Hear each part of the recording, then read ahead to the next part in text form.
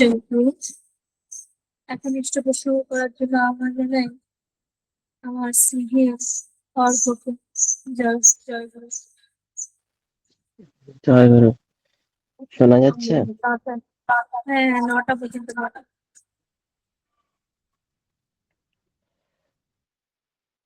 জয় গুরু। বন্দে পুরুষোত্তম। প্রথমেই আমি আমার প্রাণের প্রিয় পরম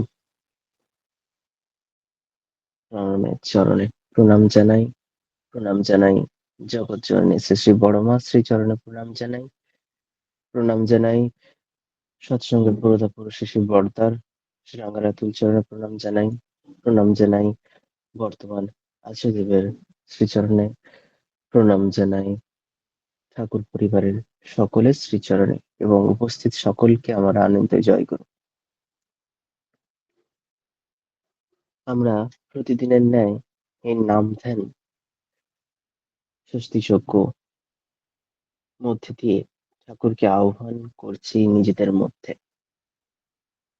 ঠাকুরকে সারাদিন তো সময় পাই না,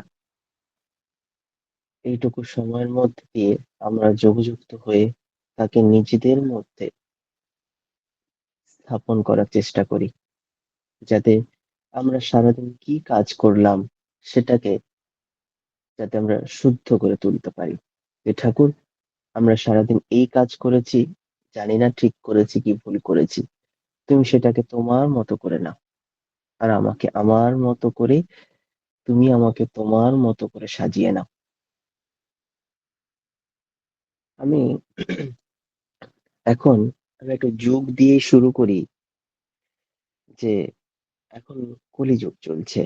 আমরা 4টে যুগের কথা পড়েছি: সত্য যুগ, ত্রেতা যুগ, দ্বাপর যুগ এবং কলিযুগ। সত্য যুগ ছিল 17,28,000 বছর নিয়ে, ত্রেতা যুগ ছিল 12,96,000 বছর নিয়ে, দ্বাপর যুগ ছিল 8,84,64 বছর নিয়ে এবং কলিযুগ চলছে 4,32,000 বছর নিয়ে।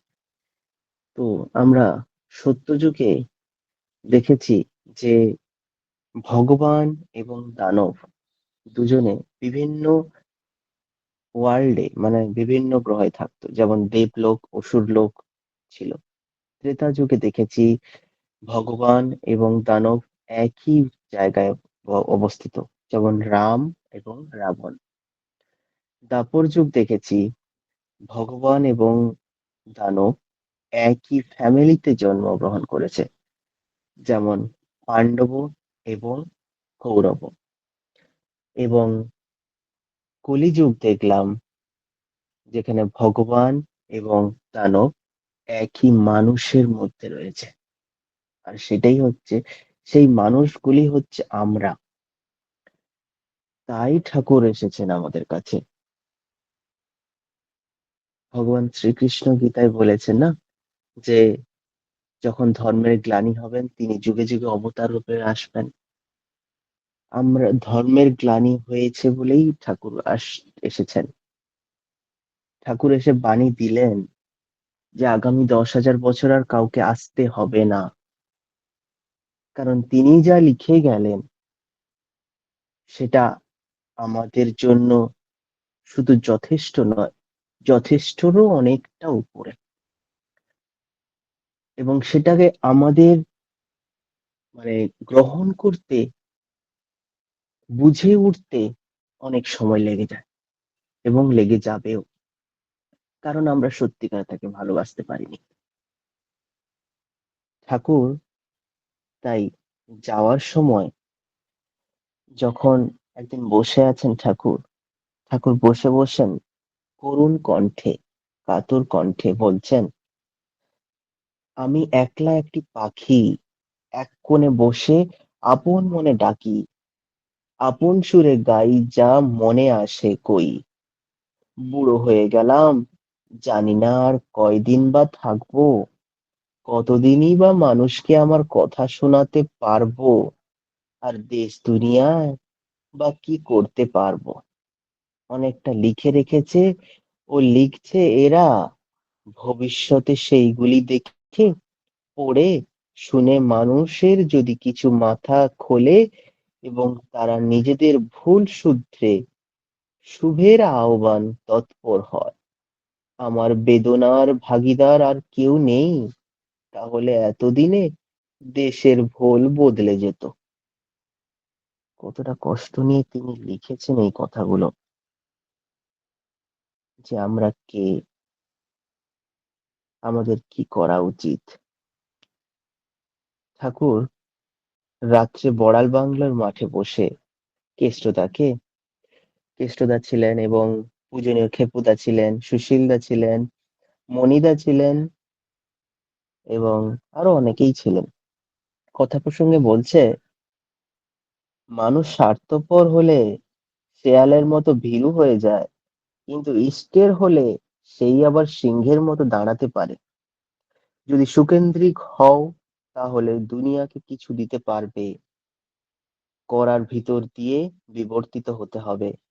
আমরা ইচ্ছে করে ছোট হয়ে আছি, সত্যি তাই তো, আমরা ইচ্ছে করেই ছোট হয়ে আছি। আমাদের করার অনেক কিছুই আছে। ঠাকুর এতগুলি বাবা একটু বাণী দিয়ে জোরে, গেলেন। বাবা একটু জোরে জোরে বলো, একটু জোরে বলো। শোনা যাচ্ছে? হ্যাঁ শোনা যাচ্ছে, আর একটু জোরে বলো। ঠাকুর তার জীবনে এতগুলি গ্রন্থ লিখে গেলেন, এতগুলি গ্রন্থ বলে গেলেন, এত কিছু সবকিছু করলেন, সবটুকুই আমাদের জন্য। বড়দাকে জিজ্ঞেস করছে যে, ঠাকুর যে গ্রন্থ, বড় খোকা, এই যা লিখে গেলাম বাণীগুলি, এগুলো কার জন্য? বড়দা বলছে, ঠাকুর এগুলো আমার জন্য। তাই তো, আমার জন্য ঠাকুর লিখে গেছেন আমাদের জন্য, এবং সেগুলোকে আমাদের জীবনের মধ্যে ফুটিয়ে তুলতে হবে।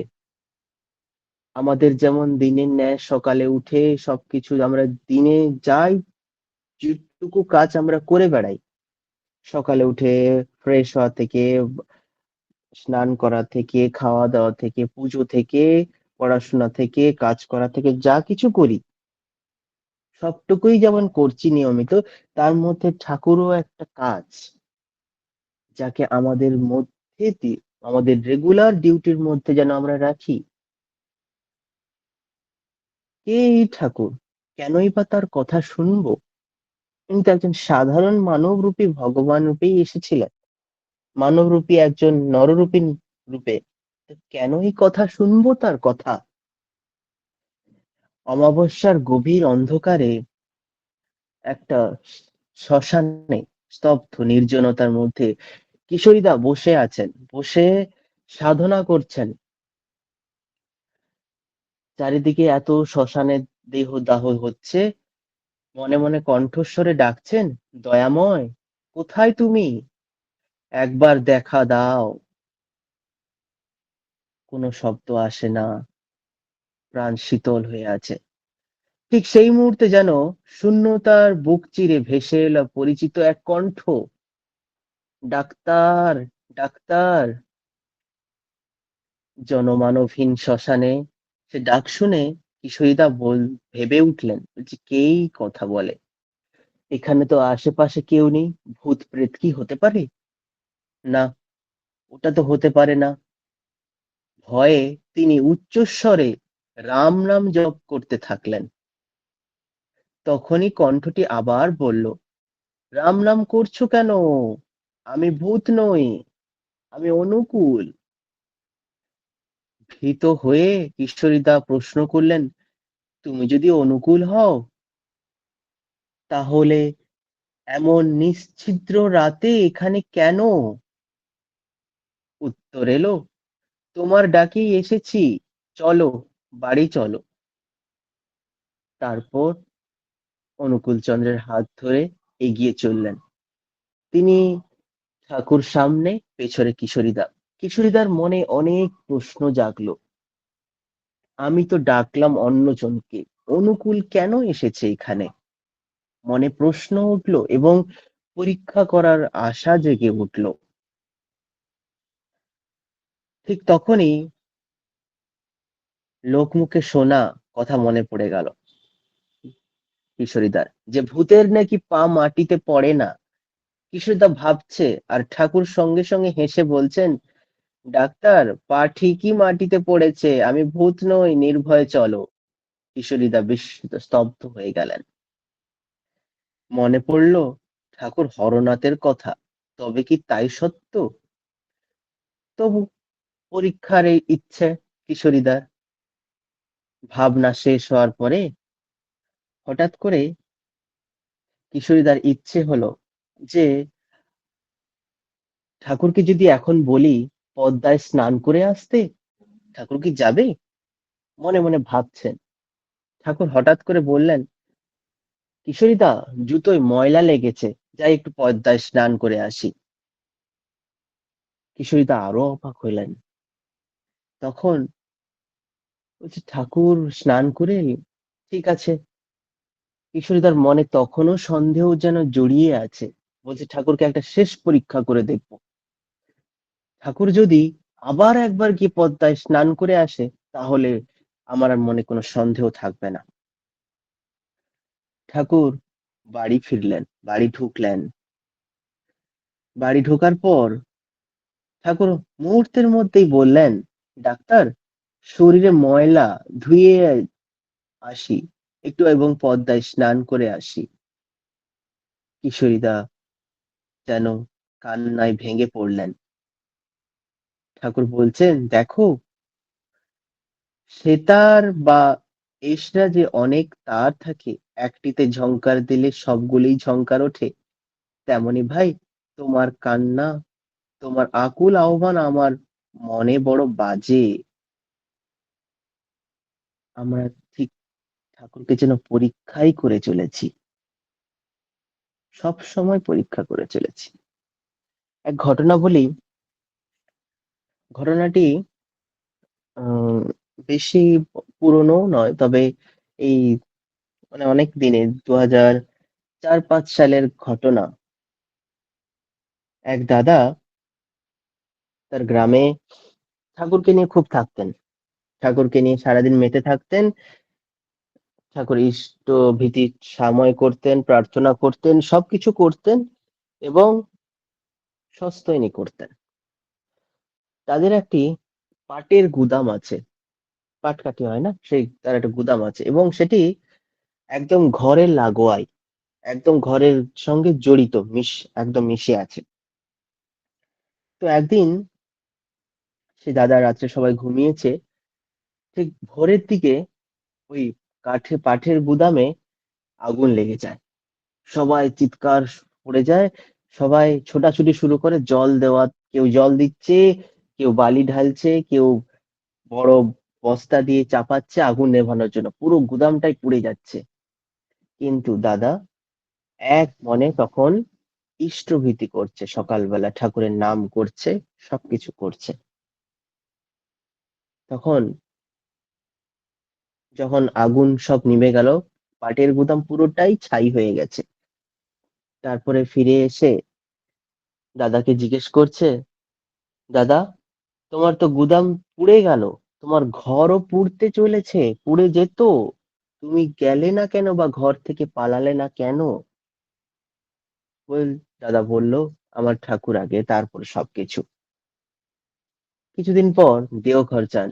দেওঘরে গিয়ে আছে দেব শিশি দাদা বসে আছেন। দাদার কাছে সবটুকি ঘটনা নিবেদন করলেন।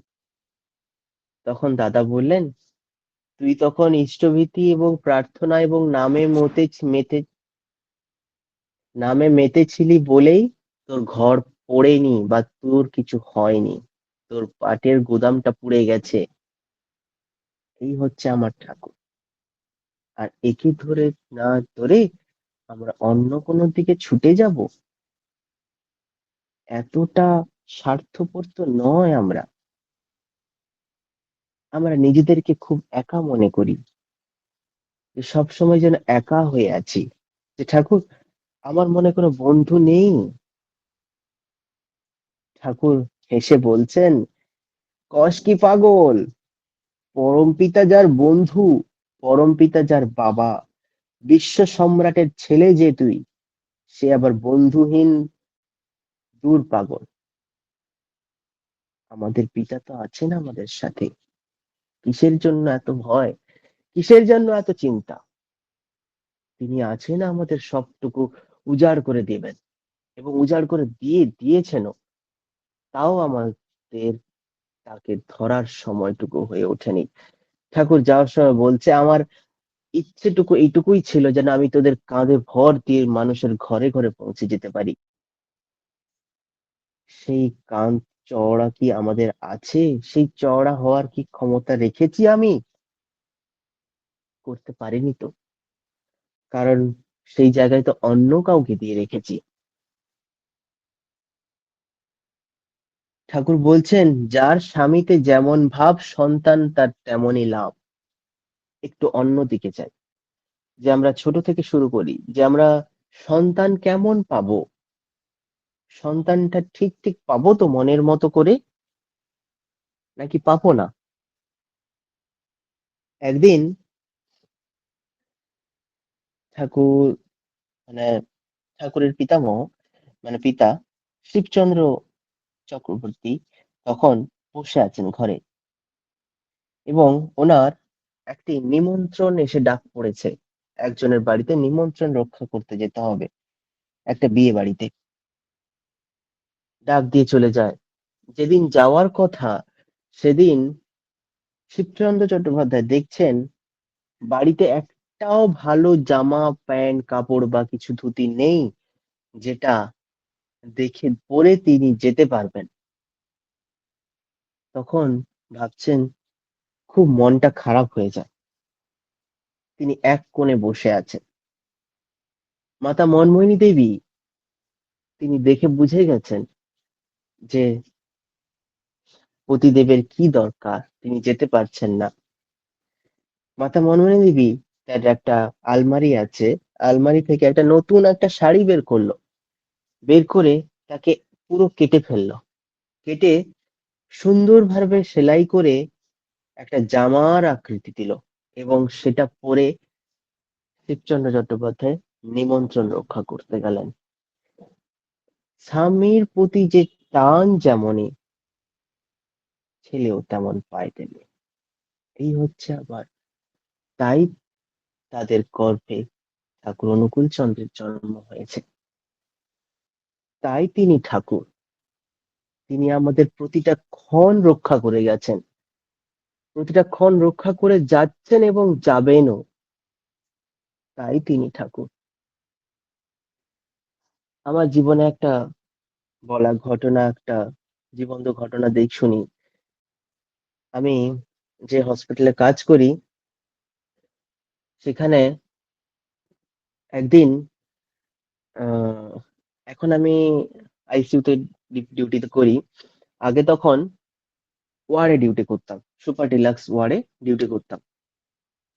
তো সেখানে একদিন ডিউটি, ইভিনিং ডিউটি গেছি। তো একদিন সন্ধ্যেবেলা হঠাৎ করে আইসিইউ থেকে ফোন এসছে যে একটা পেশেন্ট আছে, পেশেন্টটা প্রায় কোমায় চলে গেছে পেশেন্টটা, এবং সে বেশি কিছু নাড়তে পারে না, কোন রকম এক সাইড পুরো প্যারালাইজ হয়ে গেছে। বাট বাড়ির থেকে পুরো মানে ছেড়েই দিয়েছে। ডাক্তারও বলে দিয়েছে আশা খুব কম। তাই বাড়ির লোক, আইসিইউতে তো একটু থাকলে চার্জ বেশি হয়, তাই ওয়ার্ডে পাঠিয়ে দিচ্ছে, যে ওখানেই যতদিন থাকে থাকবে। বাড়ির লোক সেই রকম ভাবে রাজি হয়েছে।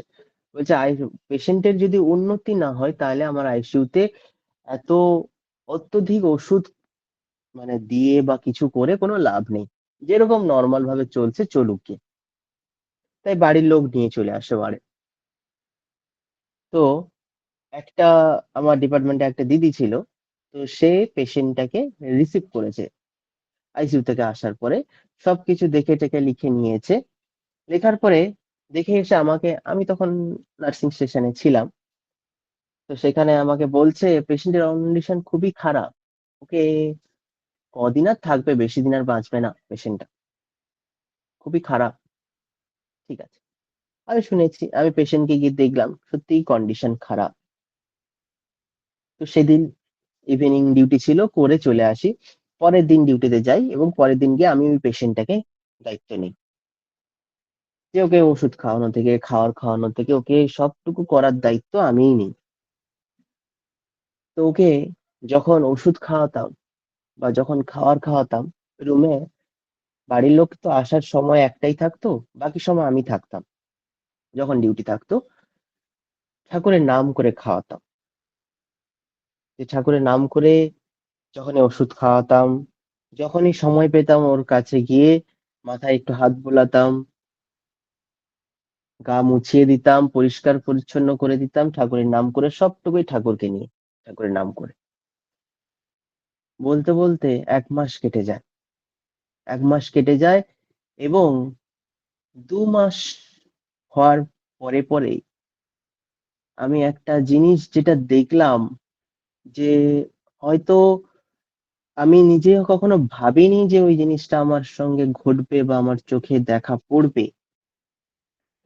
সেটা হলো পেশেন্টটা, যে পেশেন্টটা এক সাইড প্যারালাইজ হয়ে গিয়েছিল, ডাক্তার কোনো হাল ছেড়েই দিয়েছিল, ওই পেশেন্টটা হেসে এবং হেঁটে বাড়ি চলে গেছে। এই হচ্ছে আমার ঠাকুর। আর তার কথা শুনবো না, তার কাজ করব না তো করব কার? আমরা অন্যের সুখ দেখলে দুঃখ পাই। আচার্য, তাই না? আচার্যদেব বলছে যে কাজ আপনার আর সুনাম অন্যের হলে দুঃখ পাবেন না একদম।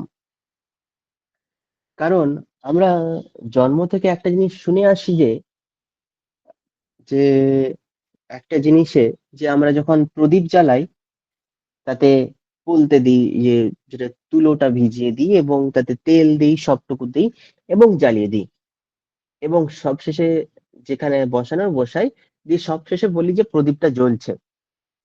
কিন্তু প্রদীপ কিন্তু জ্বলে না। প্রদীপ জ্বলছে কিন্তু ওই যে ঘি দিয়েছি এবং তুলো দিয়েছি ওটা জ্বলছে, প্রদীপ কিন্তু জ্বলছে না। ঠিক তেমনই আমরা যেন অন্যের সুখ দেখলে যেন কষ্ট না পাই, কারণ আমরা সবাই পরম পিতার সন্তান। তার খুশিতেই আমাদের খুশি। আমাদের জীবনে একটাই কাজ হওয়া উচিত, তাকে খুশি করার তোলা। তাই তো ঠাকুর বলছে, ইষ্ট স্বার্থে দুঃখ কষ্ট সেই তো হলো সুখ, আত্মস্বার্থী কর্ম যত তাকেই বলে দুঃখ।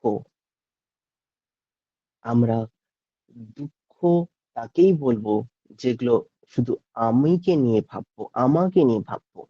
যখন আমি পরের জন্য এবং ঠাকুরকে নিয়ে ভাববো, তখন সেগুলোকে দুঃখ বলে না, সেগুলোকে সুখ বলে। কারণ ঠাকুর বলছে তার জন্য যে কষ্ট করবে সে কষ্টে কখনো বিফলে যাবে না।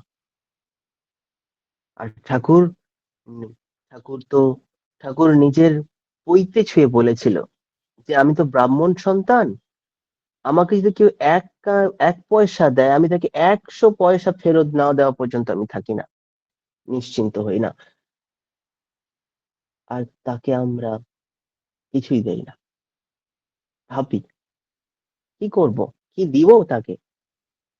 কারণ তাকে না দেওয়া সত্ত্বেও, না চাওয়া সত্ত্বেও আমাদের জীবনটা ভরিয়ে তুলেছে, ভরিয়ে দিয়েছেও, যাতে আগামী 10,000 বছর আমাদের কিচ্ছু ভাবতে হবে না।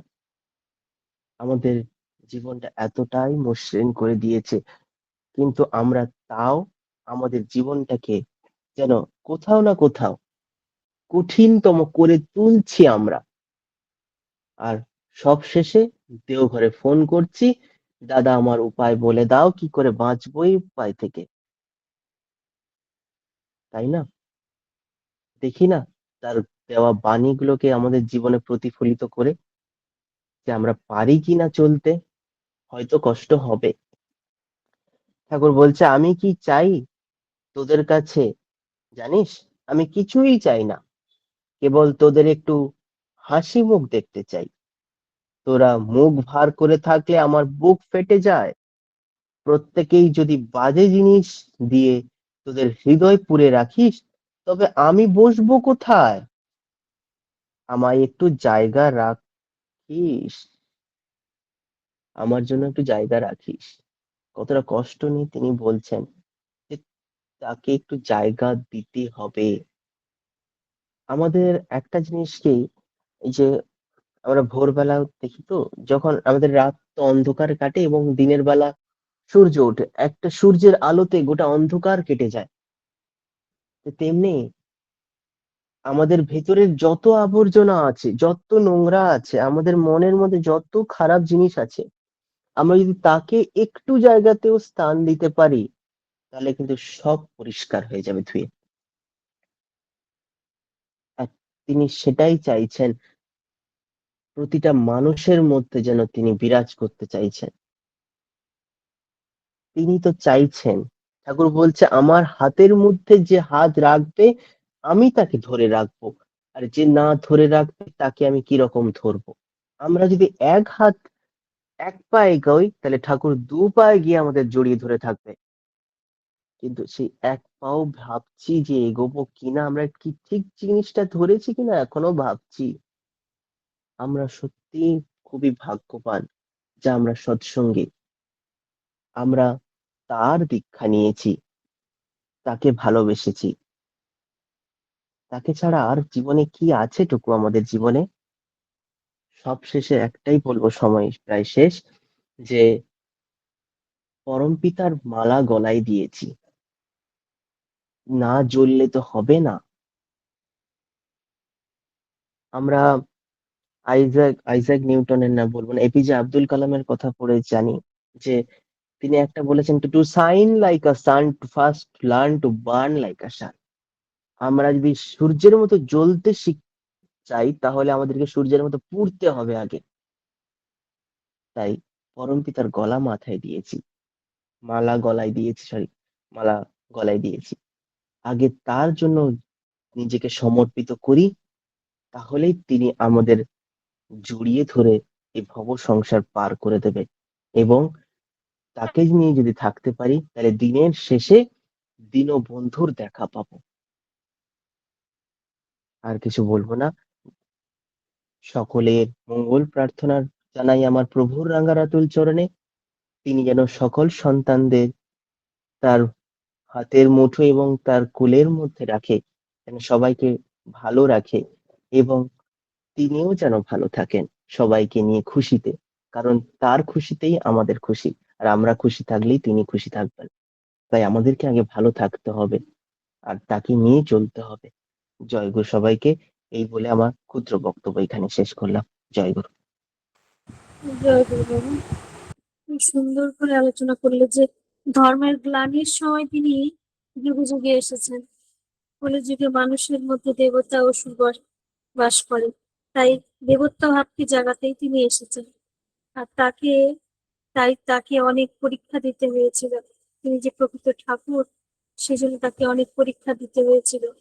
ইষ্ট স্বার্থে কর্ম করা তাকে বলে সুখ, আর আত্মস্বার্থে কর্ম করা তাকেই বলে দুঃখ। অন্তরে তাকে স্থান দিতে হবে, তার বিধিবিধান গুলো মেনে চলতে হবে। তাকে ধরলে তিনি আমাদের ধরা দেবেন। খুব সুন্দর করে আলোচনা করলে এবং নিজের জীবনের ঘটনা বলে আমাদের সমৃদ্ধ করলে। পরমপিতার কাছে তোমার সার্বিক মঙ্গল প্রার্থনা করি আমরা সবাই। আপনারা সবাই আশীর্বাদ করবেন, ও যেন ঠাকুরের মানুষ, মনের মতন মানুষ হয়ে উঠতে পারে। কাকে প্রার্থনা করে রাঙারাতে। জয় গুরু। ভালো থাকুন, সুস্থ থাকুন।